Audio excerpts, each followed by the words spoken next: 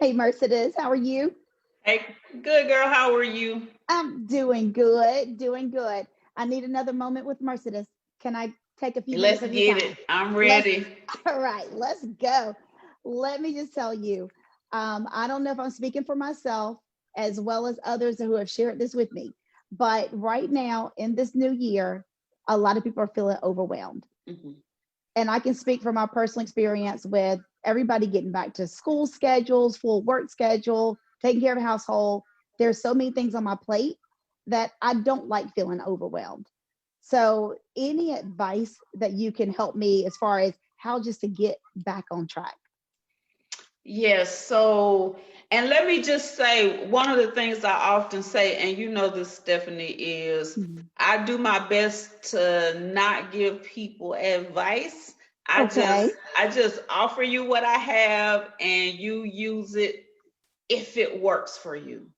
Okay. And you are absolutely correct that many people have reached out to me. I have meetings with two one-on-one executive consulting clients just last week, and they said the same thing. I feel overwhelmed. I feel like I need to get a better grasp on my time and on time management, and Mhm. I don't know where to start.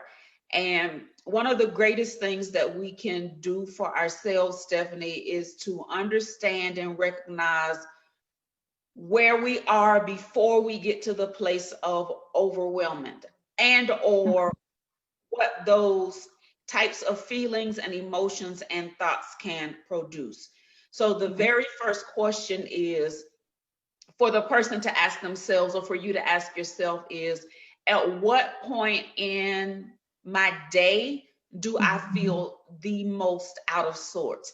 At what point in my day do I feel like I have the least amount of control? And those are the times of the day where we need to do what we call practicing mindfulness, where we need to stop, take a moment, take a breath, really do an introspective journey of where am I and what's going on. And then from that point, we can move forward to get some type of grasp on how we continue the day, or how we continue into the evening to a place of peace. The biggest thing to understand and recognize is feelings of overwhelming or feeling overwhelmed comes simply from what you think. It comes simply from what you're having conversations about. And that's conversations with other people, and that's Mhm. conversations with yourself. So at the height of the day, what is it that you're saying to yourself when you actually do feel overwhelmed?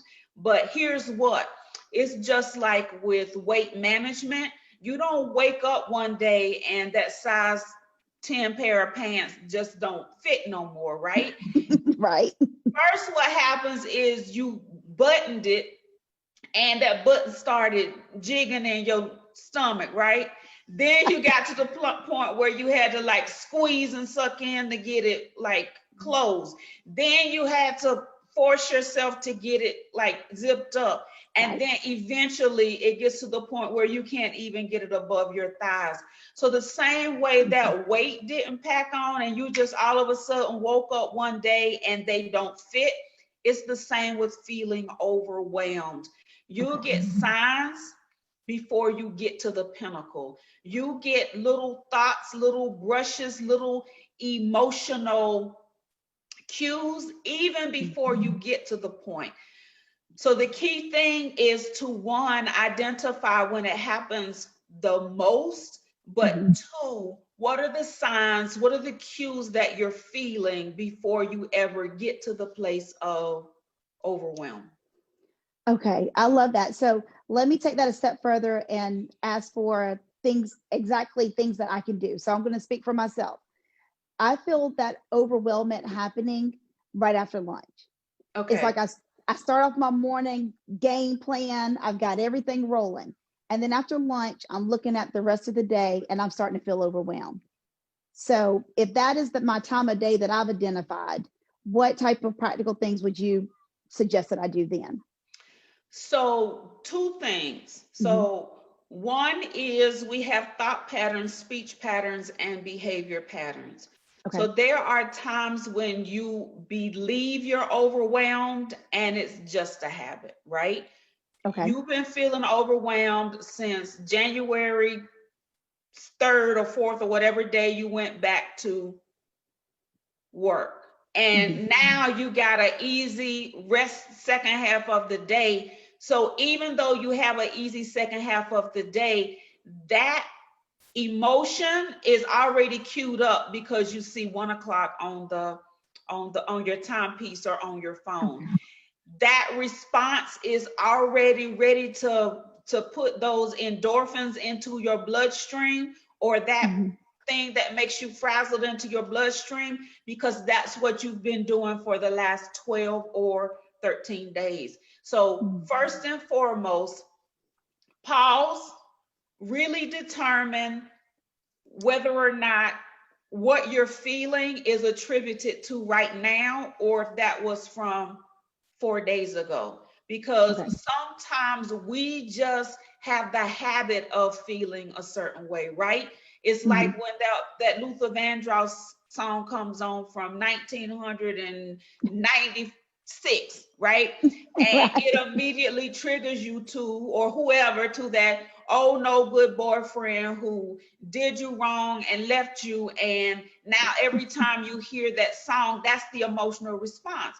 Well, he gone, married, 3 kids, you gone, doing good, enjoying your life and your new relationship. So the song causes that emotional response. Is it really true, and is it necessary? If it's not, then we cancel clear and really readjust our thoughts and our internal conversations to be focused on what serves us. So when 1 o'clock hits or 2 o'clock hits or whatever time it is that you come back from lunch, the question is, what really do I have to get accomplished this second half of the day? Is there really enough time for me to get everything done on my checklist? And if I don't get it done, is it okay for me to do it tomorrow at 1 or tomorrow when I restart my day? So first and foremost, make sure that the reaction, and I'm going to tell you the difference between a response and a reaction, but make sure that the reaction or the response is merited. And if it is not, then we reframe our thinking to focus on what does serve us. If it is merited, then all we need to do is whatever we did the first half of the day. What did you do the first half of the day? First half of the day, you said, I got 30 minutes to do A, and I got an hour to do B, and I've got 15 minutes to do C. And that is exactly what I'm going to do. So when you take it out of the broad spectrum of I've got to do all of this, and you literally compartmentalize it or put it into segments, then it can help you better with the energy that you are emitting, so that then what comes back to you actually helps you versus hinders you. So any questions before I tell you the difference between a reaction and a response? No, I'm loving it. Keep going. So responses are driven by thought and logic. All right. Reactions are driven by emotion. Okay. So wait a minute. Let me make sure I wrote that down. Responses are driven by thoughts. Thought and logic. And logic. Okay. And tell me the other. Reactions are driven by emotions. Emotions. Got it. I want to make sure I got those notes down. All right. Let's go. Right. So you want to make sure that you, in any type of situation, whether you feel overwhelmed, whether you feel angry, whether you feel upset and hurt, we always want to be responding versus reacting. Because when you respond, it means that you are clear thinking. It means that you have actually weighed the pros and the cons. You've come to a place of balance and you make an informed decision. Reactions are driven by emotion, right? So an example of that would be if I'm driving down the street and somebody works to get in my lane and they cut me off, and then I'm going to, as I get emotional, I get ticked off, I get upset, then I'm either going to ride their bumper, I'm going to zoom around them, I'm going to do some sign language. You know, sign language, pick one. Right. I'm going to do some sign language. That's an emotional response. Like, that's not even clear thinking. What good does any of that do for you or for the other person? You are creating new behavior patterns, new reaction patterns that are contrary to what's going to be effective for what you desires to see made manifest in your life. If, however, somebody cuts me off, the truth is, I don't know why they cut me off. They might just be a jerk, or they may be rushing trying to get their mother to the doctor, or they may be late for a job interview. The truth is, if they cut me off, slow down, get control of the car, and keep it moving. When you pause to take the time to think, when you pause to take the time to make an informed decision about what your action or your thought or your word is going to be next, then you put yourself in a better position for today and tomorrow. And one of the things I remind about Stephanie is that you sow in thought and word and deed. Even when you didn't mean to, you're sowing a seed. Even when you weren't thinking about it, you're sowing a seed. Even though you meant no harm, and sometimes you did mean some harm, you're sowing a seed. So whether that is about driving down the street, or whether that is about my 1 o'clock on for the rest of the day, we want to make sure that we are logically thinking about what it is that we're dealing with. And if the truth be told, can you just tell the truth? If the truth be told, you may have a lot to do for the rest of the day, but is it so much that if you don't get it done, you're jeopardizing your job, or you're jeopardizing your clients, or you're jeopardizing your household? And if the answer is no, then we need to get to some clear thinking. That makes sense. So pretty much if I have a pedicure on my schedule and I can't squeeze it in, it's not jeopardizing anything. Correct. Right, very hard. Correct. Okay. Well, I heard you say something pretty consistently through what you're sharing, and that was the pause. And I've also known that you just say you're cancel clear. Mm-hmm. Can you give me a little bit more or expand upon what does cancel clear really mean? So first, cancel clear is when you're having thoughts that do not serve you. When you're having thoughts that are toxic and negative and on the other side, whether the other side is in 30 minutes or whether the other side is in 30 days. If those thoughts are going to be detrimental versus beneficial, then it's cancel clear. We're not going to talk about it anymore. There's no need. I sent a text message update on this project a little earlier today, and I got a long, drawn out response. And while that person has the right to respond the way they need to, they want to, I'm not going to go point by point and address or entertain all of that. They think what they think, they believe what they believe, they know what's best for them and their people. So my response is what? Okay. Then I start to get ready, for our conversation.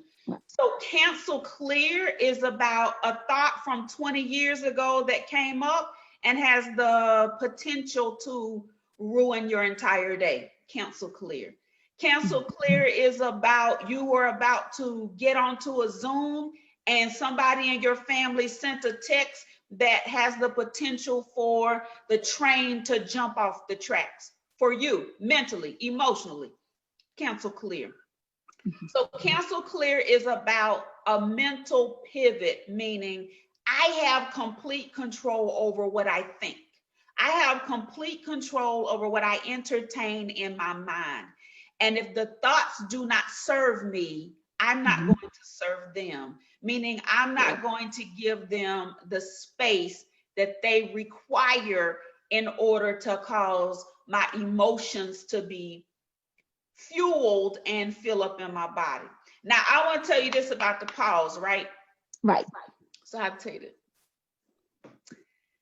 So Maya, the great Dr. Maya Angelou, you know, she's one of my favorite writers. Yes. She's also one of the people who I enjoy speaking. And I was looking at an interview with her, Stephanie, probably, I don't know, 4 or 5 years ago. And they said that once she got to be like, you know, there was a time where you were Stephanie Sewell, right? But now you're Stephanie Sewell, right? Like, for real. Like, seriously, there was a time your husband was Derek Sewell, but he is Derek Sewell now, right? Y'all are the Sewells. Do you get what I'm saying? I understand. There was a time when Maya Angelou was Maya Angelou, but when she became Maya Angelou, honey, let me tell you, when she would do interviews, and this is important to me, and this blesses me, Stephanie, because like sometimes when we're doing these Zooms, when we're doing these chats, when we're on the telephone, I pause.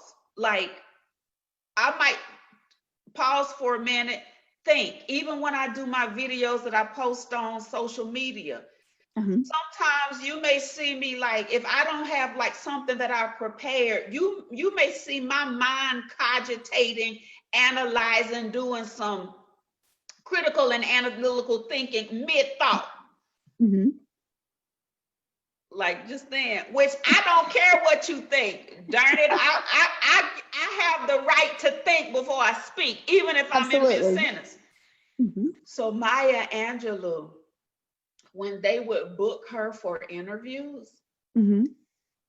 she would tell them, when I'm speaking, if I pause, you don't feel the air, you don't feel the time, you don't jump in to try to help me say what you think I'm trying to say.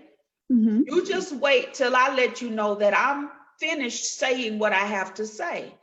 And if by chance you do hop in, because that's what you used to doing, that's what people used to doing, she said the interview is over.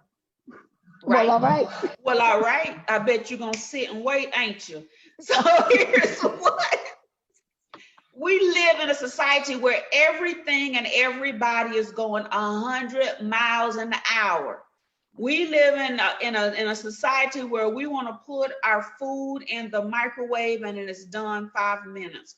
We want to drive through the drive-through, and they got a timer up inside the drive-through window that tells the workers, you need to get people through this line in a specific amount of time. We live in a society, Stephanie, where people think that the person who gives the answer the quickest is the smartest. I call it the Jeopardy mentality, right? Jeopardy, they flash up something, and whoever buzzes in the quickest and blurts out the answer, they are the smartest if they get the answer right, right?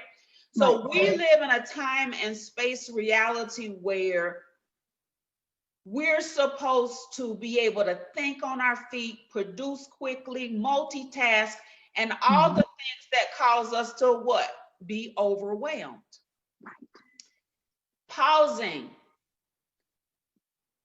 in cases and in times of stress, extremely important.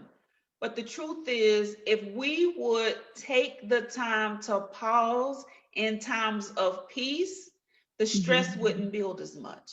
If we would take the time to slow down and focus on one thing at a time, because if you want me to tell you the truth about time management and multitasking, I will.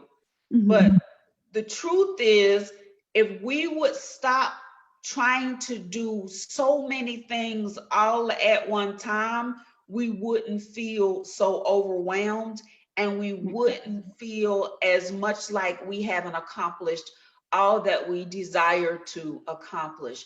So taking that pause, that one of my one-on-one clients, I sent them a message yesterday. So a lot of their empower plays. So empower plays are the specific assignments that I give to my clients and my manifestors that help them generate love and joy and peace and bring forth what they desire. So a lot of her travel time around the city and around the state is when she would do a lot of thought work, a lot of speaking, a lot of thinking, a lot of empower plays. But now, since she's having to work at home, what I told her to do is a couple times out of the day, just pause. Just put your hand on your chest and feel your heartbeat. Just put your hand on your pulse points and just feel the pulse in your neck, which allows you to come back into your body, allows you to slow down, allows you to get some semblance of focus and calm so you can carry out what you have to carry out for the rest of the day or for the rest of the week. But feeling overwhelmed, those pauses, if we would train ourselves to pause at different points throughout the day, then the ability of stress to run up on us and all of a sudden, boom, cause us to feel overwhelmed would diminish more and more. I love it. Oh my goodness. You really have helped me understand, like you said, the differences as well as how to self-correct along the way. Right. So you mentioned as far as techniques on how to pause. How can people that are wanting to take this conversation a step further, how can they reach out to you? How can they have their moment with Mercedes? Because I already got my number. They can inbox me on this Facebook page, or they can put my name in a search engine and my email most likely will come up, or the email is connected somewhere on this social media page. Okay, there we are. Well, I can't tell you how much you've helped me, which you do all the time. Like I said, I'm still waiting on my bill. Not really. You don't have to send it. Like, you can just give me the girlfriend discount. Okay, you just give me the girlfriend discount. But seriously, I know I'm not in this boat alone, but even as you were talking, I was putting my hand on my heart. I was feeling my pulse, and it did instantly create that sense of calmness. So I can't thank you enough. And I just want to add one more thing, Stephanie. Absolutely. Is that too often we think we have to get it all done and get it all done today. Too often people say there's not enough time in the day for me to do all I have to do. There's not supposed to be enough time in the day for you to do everything. Too often people say that they feel overwhelmed because they don't feel like they have enough time and they can't rest, or they feel guilty about resting. Well, first and foremost, when God created the heavens and the earth, can somebody tell me what he did on the seventh day? He rested. He rested. Go sit your behind down somewhere and stop thinking you got to do everything all in one day, right? So we have become a society where it's almost like a trophy to not sleep. It's almost like, you get kudos and accolades because you work all the time, because you're always hustling. And that's the other part of feeling overwhelmed.